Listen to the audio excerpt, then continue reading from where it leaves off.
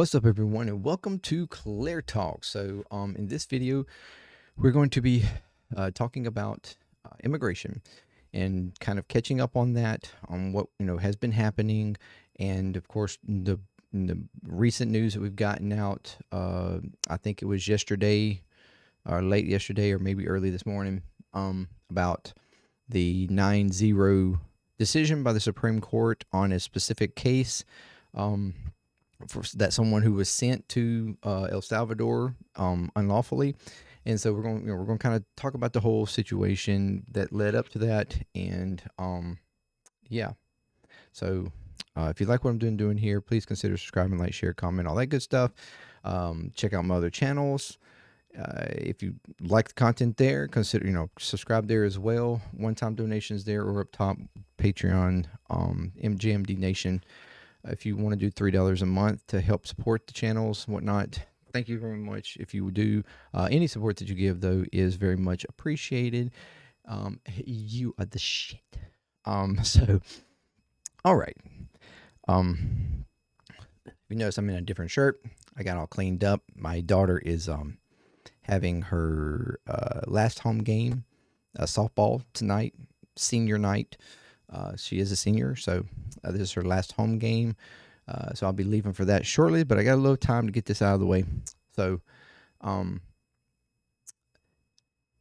immigration. All right, so we have,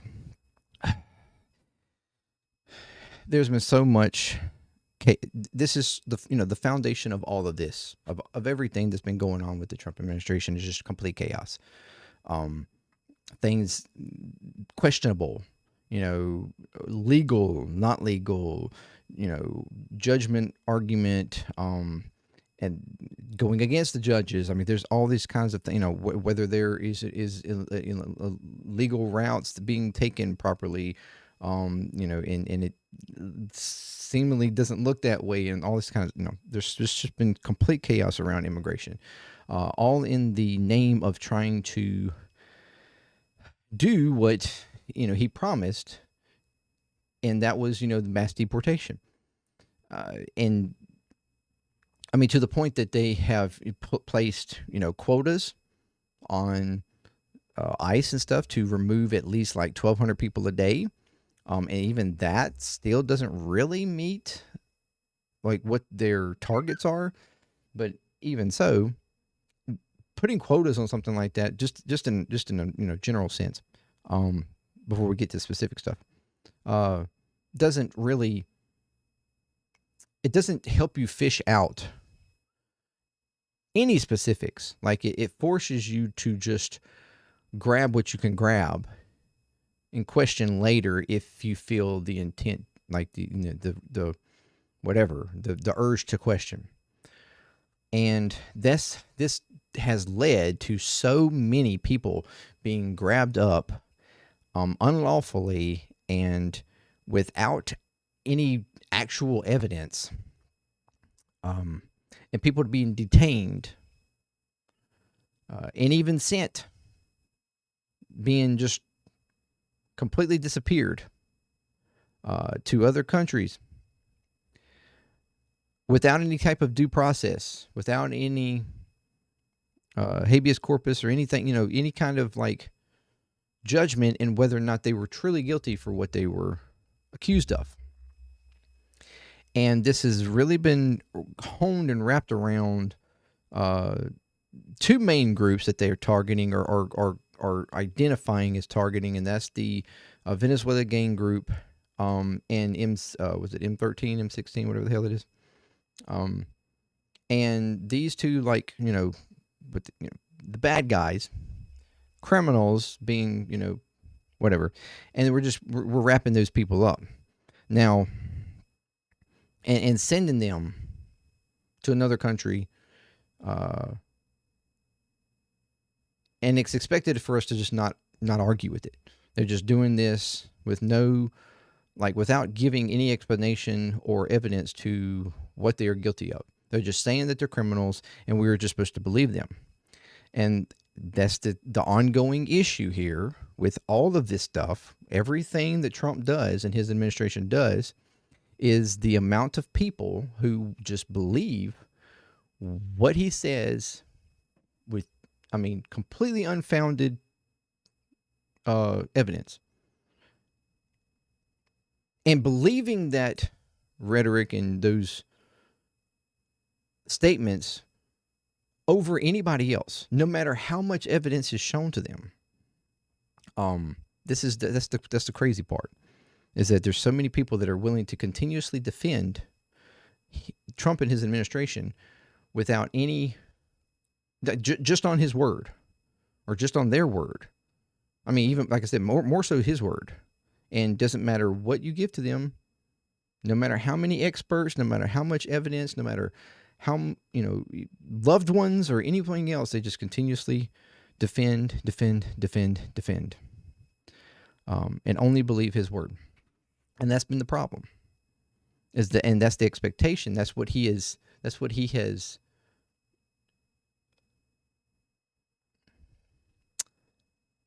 nurtured, I guess you could say, into those people. So what has happened? You have a country. Let's talk about El Salvador for a second. You have a country where there's a leadership there that has been in place for, I think, roughly around 3 to 4 years or so, maybe 5, something like that. And when they come in, when this particular leader come in, he basically ran on what I guess you could argue here, like justice, like crime and punishment kind of thing. He was going to root out the gangs and the violence and all this kind of stuff, to get rid of the, all that activity, because at the time El Salvador was heavy with gang violence, all that kind of stuff. And that was the idea, was that he was going to come in. He said he was going to root all that out, and we're going to make us, we're going to make it great again, whatever kind of argument. But what they quickly realized was that it was 3 years being since, and what has happened is just this complete prison state has developed, where they just grab people for any kind of reason they want, or make up, and put them in prisons, utilizing prisons that they already had, whether that was and like to the point of over usage of it, like overbodied it, overpopulating it, and then also building a brand new prison, which is what a lot of our deportees are being put in. And this new prison, at first, he discussed, when in the building of it, that it was going to be for like 20,000 people. But then in the middle of it, he decided to up that to like 40,000. And from what I think I remember seeing, there isn't but like 200 and some odd cells in this prison. Okay, so you do the math. All right. These are like fairly large cells. And they are housing like multiple people, 10, 20, 30, 40, 50 people, whatever, however many they can put in these cells. And these, so there's, the living arrangement is not ideal. They're just throwing them in there. Their prisons there are commonly known for slave labor and, abuse and torture and all this kinds of other stuff. And yes, I know some of you are going to be like, wait a minute. Okay. I mean, yeah, our prisons, we kind of do slave labor too. Our prisoners labor for us, and there's violence in our prisons too. So what's your point? True enough. We do, to some degree, you can argue slave labor, I guess. It's for an incentive. I mean, we have people, ones that we can trust, go out and, clean our highways and things like that. You'll see them on the sides, cleaning up trash off the side of the highways or whatever the case. Different little odds and end jobs, but that's what they are. They're jobs for them to actually earn towards money that they can then use on their commissaries and stuff to get things. Now, yes, it's kind of like slave labor payment, only like whatever it is, 20 something, 50 some cents an hour or something like that is like ridiculous, really. But I mean, scrap, but at the same time, it's still an incentive for doing the work. Um, and yes, of course, there's violence because there are some violent people in prisons and stuff, and their violence is carried out, whether it be by inmates or even by or commissioned to some degree by people running the prisons. This much is true. But we're talking like things that happen here blown tenfold. Like this is straight up, slave like labor that's like the reason they're being put in there is to labor. And it's they're not from I don't correct me if I'm wrong, but I don't think there's like any kind of incentive, any kind of payment structure, any kind of anything, just straight labor. And then of course, like I said, the abuses and torture. There's been a lot of people that have died in them, even in the new one, like within a short span of time. This is just very unideal situation or prisons. And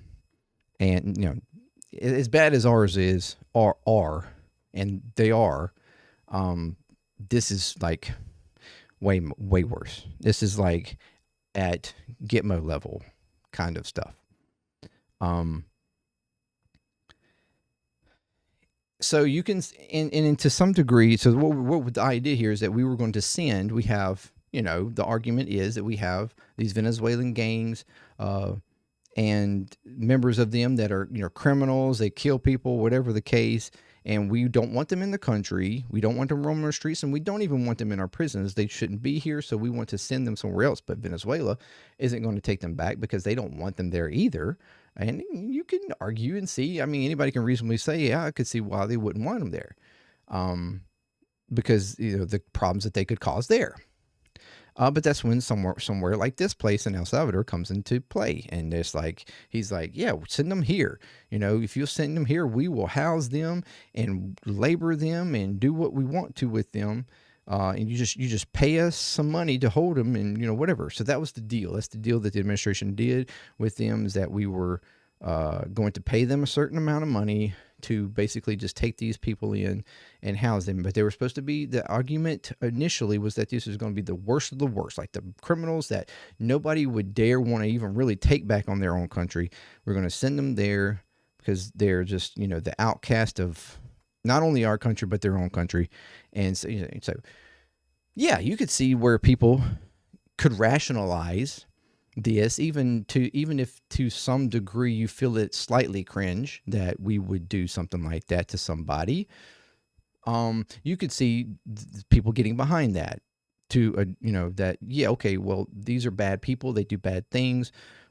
I'm not really, if they're sent there and and we have proof of all these things that they've done, and they're sent there and they are labored, or they wind up abused or whatever, it's kind of like you can argue, well, they kind of, caused this, brought this on themselves.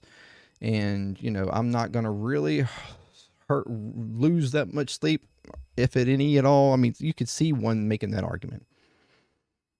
And it'd be okay. I could even see it. But the problem here is that these people were sent. Not only were they sent, we gathered them up, made the claims that they were a part of these groups, sent them there, but we sent them there with no due process, no ability to state their arguments for or against the claims or anything. Like, there was no court hearing or anything like that. They're just sent. No evidence shown or released transparently to the public that, of their crimes or anything. And they're just sent there. And then when there were claims being made by certain members or people that know, whether it was family members or, sorry, I have a stray here. Certain or like whatever, attorneys or whatnot arguing that these people were not actually a part of gangs or not even they're being unlawfully sent there, the administration just ignored it. It claimed against it. No, you're lying. This is not. They are a part of these gangs. They've done all these things. They're sent there. Blah blah blah. And then when there was a lower court, federal court, that tried to, especially in specific cases, specific people, trying to argue, no, these people need their day in court. They need proof. You can't send them there, and that they need to be tried. You hold the planes or whatever. Don't send them to this prison in another country. Our government was like, well, it's too bad. They're already in the air. And there's nothing we can do about it. And they were like, no, like, I don't care if they're in the air. They need to be turned around, or somehow they need to be brought back. Whether it's turned around in the air or turned around at some other point after landing or whatever the case, they need to be brought back. And the administration was like, oh, I'm sorry, there's nothing we can do. It's over international waters. So, it's out of our jurisdiction, even though we were using our own planes, military planes at that. That's a whole nother discussion. And then funny enough, to make a claim that it's over international waters that we just determined that were our waters, and the reason why we should rename them to reflect that they were our waters, as in like the Gulf of America. To make a claim that we can't do anything over our own Gulf that we claim as ours, and we wanted to rename ours. It was just a silly argument, and of course, just a silly argument. Just even outside of those, outside of that you can't turn around a plane. Like, come on. So this has been since then legated. There's been found, more and more people have been found that, and evidence shown that the majority of the people that were sent there were not a part of the gangs, did not have criminal backgrounds or anything like that. You have some sources stating as high as 75% of the people that were sent were not criminals, did not have a criminal background, and were not a part of the any kind of affiliation to gangs or whatnot. But even like Bloomberg has stated as high as 90%. So you've got a very high range from source to source, depicting the majority of these people were not criminals, did not have a criminal background. And even of the small percentage of people who did have some sort of criminal background, they were not violent crimes. They were minor crimes, like, maybe stealing something or whatever the case. They were small little crimes that were not violent crimes. Now, I will grant you that maybe there were some of them that actually were. Maybe they did have a handful of them out of I think it was like 100 or so people that were on the plane that were sent initially. A handful of them that may have some sort of ties. But the point was that they all weren't. And the majority of them weren't. And there were even the worst case is that, like, we even had a woman or a couple of women that were sent. To the point, and like even the president or whatever he is of El Salvador was like, this is not really what I don't need them here. I don't want them here. So I'm going to send them back. I mean, we were just sending anybody. We just sent a group of people. And for all of those who were arguing, because you had a lot of supporters of Trump and things arguing, well, it doesn't matter. They said that they were part of gangs and stuff, and we trust them. We trust that they know what they're going after, and that they know what they got, and so they, we're going to trust their word, and so what? We don't want, and even if they aren't, we don't want immigrants here. They were here illegally, so it doesn't even matter. And it's like, even Trump, as much as Trump and his administration is constantly moving the goalpost, even his supporters are moving the goalpost with him, and even in some cases for him. It is just crazy to me. And I'm going to give this argument back to you. Why would you want just anybody going? Because if your argument is that you mainly want these criminals, people who are violent, that have potentially even caused crimes and killed people or whatever in our country, in here to American citizens, wouldn't you want to know for sure that you were getting the right people? Because even if you want to say that you're okay with this happening, that facility can't hold but so many people anyways. And it is understood, or at least thought, that there's a few, 200 to 300 roughly potential immigrants here from Venezuela, a part of the part of one gang. But then so it's not thousands of them or anything. So why not make sure that you are actually grabbing those particular people and making sure that those are the ones that went? You would need the evidence shown and proved in court so that you know for certain that those are people. Because if you just sending people and they're not even criminals, then that means that those people that you actually want out of here are still here somewhere. So you haven't really benefited yourself or the country at all in accepting that these people were just sent. Even if you, some, twisted way want to say, well, it's okay because I don't want any immigrants here, so illegal immigrants here, so it's fine if they weren't actually a part of the. No.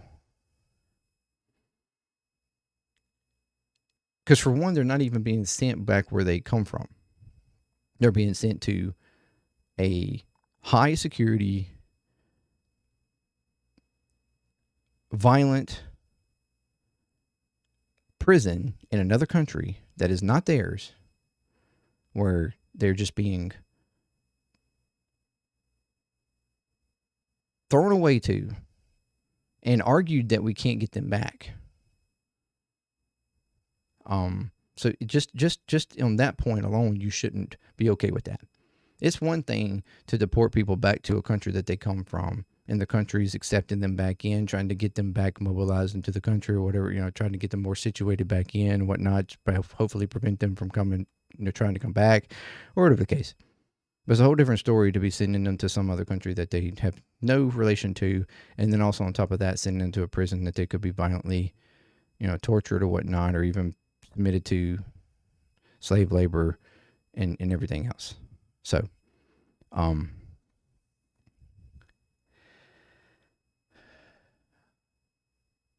so what we're getting to here is that you have one specific guy that was picked up, and there's been several of them. You've had multiple, even people with green cards, even citizens and people that were legally here have been caught, brought off the streets, sent to different camps within the country to be deported. I mean, and these are people that are not illegal; they're here legally, and they've either been detained because of the authorities questioning their statuses or whatever the case, and they're being held for days, weeks, even months, just for ridiculous reasons. Or even those that, have been picked up because they, were saying the wrong things about certain countries or whatever the case. It's just been a complete shit show. And even some people that are actually legitimately born here in the U.S. that are citizens have been picked up. Because, like I said, the quota is pushing these people to just grab whoever they want and then question it later. They're not actually approaching and taking with evidence. It's not that they've collected evidence of somebody and found out where they were, and then they're going and collecting them to send them somewhere. No, they're just randomly picking people just because they're fitting a profile. They're profiling people. without any actual evidence or proof, and grabbing them and to send them somewhere and claiming that they need to be sent somewhere. But you had one particular guy, a father,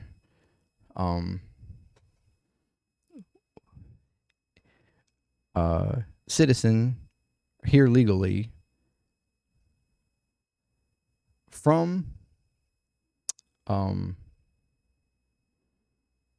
I think it's Venezuela. I can't remember exactly. I think it is.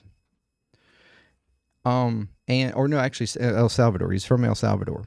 So he escaped El Salvador years ago, back when he was younger. Escaped El Salvador because he was from gangs and violent activity there that was being threatened upon him. He came to the United States. Back in 2019, he was it was somehow caught up in this sort of raid thing on somewhere, and at first it was claimed that he was a part of gang affiliation and whatnot, just because he had on some type of specific type of hat and tattoo or whatever the case.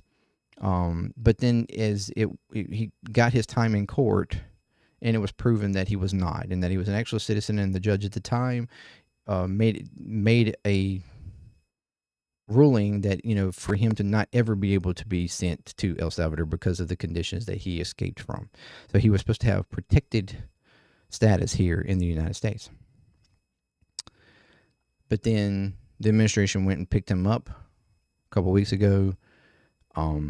He has some special needs, like a couple of his children have special needs and stuff. One of them was with him. I believe he's a mute, and it caught up in this too. And he wound up, I'm sure, back with the mother and whatnot. But he was sent, if I'm not mistaken, to Louisiana. He's been in Louisiana, and then was shipped to El Salvador, or some of the case. I might be getting two cases mixed up, but someway he's in El Salvador or somewhere that they have no clue where he is or what his condition is or whatever the case. And so it's been bouncing around in the courts between smaller level federal court, federal judge, and then, of course, it was elevated up to the Supreme Court. Because the federal judge was trying to demand that the administration bring him back, and the administration was arguing against it, and even at one point even trying to get the one of the attorneys, which was like a federal attorney, restrict him or kick him or fire him or whatever, threatening to fire him or whatever the case, and just to try to get out of this whole thing. But the case ultimately went up to the Supreme Court, and the Supreme Court put a stay on it. That was what happened earlier this week on Monday, I think it was. They put a stay on the whole thing so that they could look over the case. They said that they weren't going to per se halt people being sent, but they argued that it was suggested basically that to make sure that the people were getting their due process before being sent. But then they eventually looked over the case, and they made a ruling. It was either late yesterday or very early this morning. A 9-0 ruling, meaning every single Supreme Court judge ruled against the administration and urged for things to be worked around to get him back to the United States, that this was unlawful. And even the administration attorneys and stuff were actually making the argument, or admitting that, yeah, this was pretty bad. This was a mix up.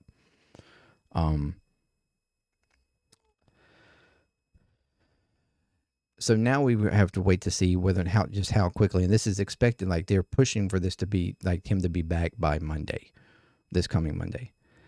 So we were waiting to see now, whether they actually go through the motions properly and get this person back and get him back to his family.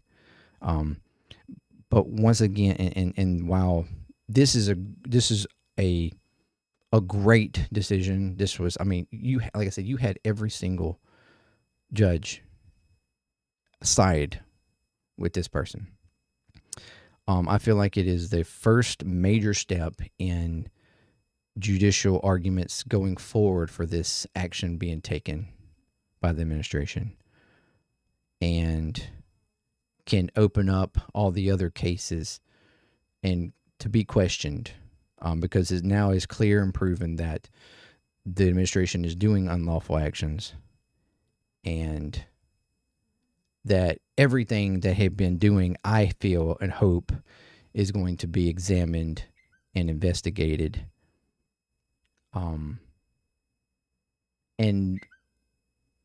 repercussions needed, taken if needed, or if anything, at the least, those that were unlawfully, if more people that were unlawfully sent can be brought back, because it is at this point unknown how many people have been just kidnapped and taken away and hidden somewhere, whether it's in locations within the country or outside of the country, who were unlawfully done, for the wrong reasons.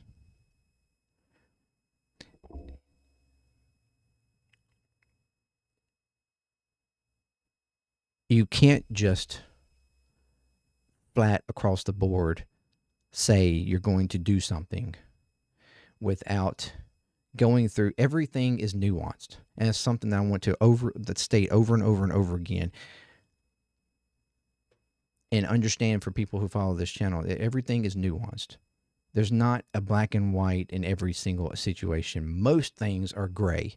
Most things live in the gray, and it's indicative on us to actually go through things with a fine-tooth comb and make sure that we are understanding things properly, and don't just take the word of people, anybody. And I'm not sitting here arguing that you just don't believe Trump and the administration, believe everybody else. I'm saying, look at all the evidence. Don't believe Trump. Don't believe his administration. Don't believe judges just on the whim or anything like that. Just really look at all the information and make your own best judgment on that information, regardless of what any party is stating is that they are claiming is the facts.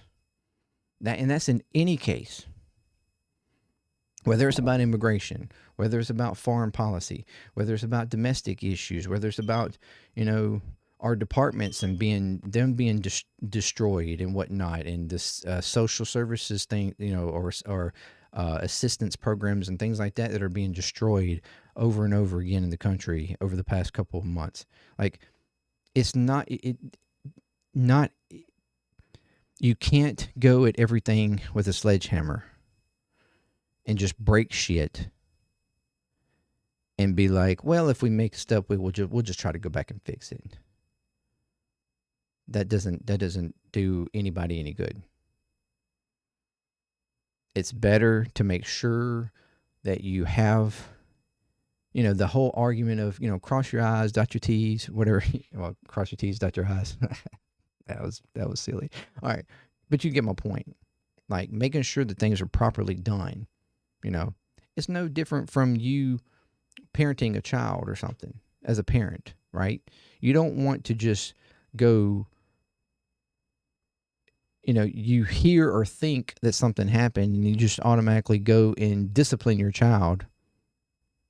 And, in relation to this administration, to be the most aggressive, violent way of disciplining them, beating them, or, if you want to just say whipping their ass, whatever the case, you don't want to do that.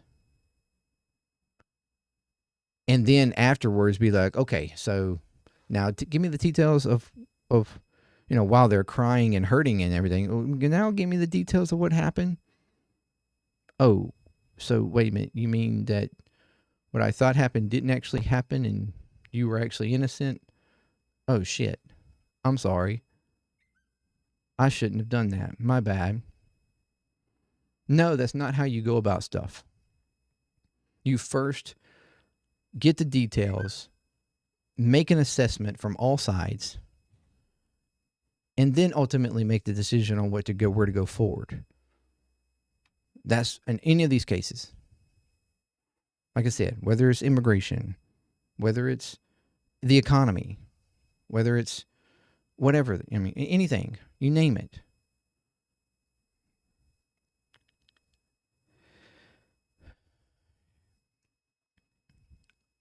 The administration has been going overboard, and immigration was where it started. And it has only gotten worse. And now, hopefully, with this decision, we'll start to see a turning point. Because right now, the only thing that I've been seeing any resistance really has been any actual like legislated difference, or any actual effectual difference on the actions that's being taken by the administration is through the judicial process. But even that has been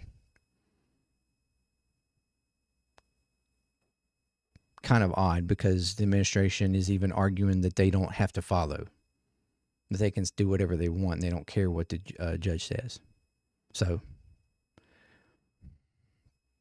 but we have to back up these systems. We have to make sure that stuff is properly done and lawfully done. Otherwise, we look like any other country that we would normally argue is a third world country, being, insane or evil, corrupt,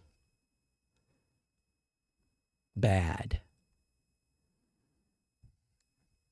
Do you really want that to be seen? You really want the United States to be considered that? Anyway, thank you for joining me. Hope you liked this discussion. Let me know what you think in the comments down below. And until next time, peace. Clear Talk. I'm out.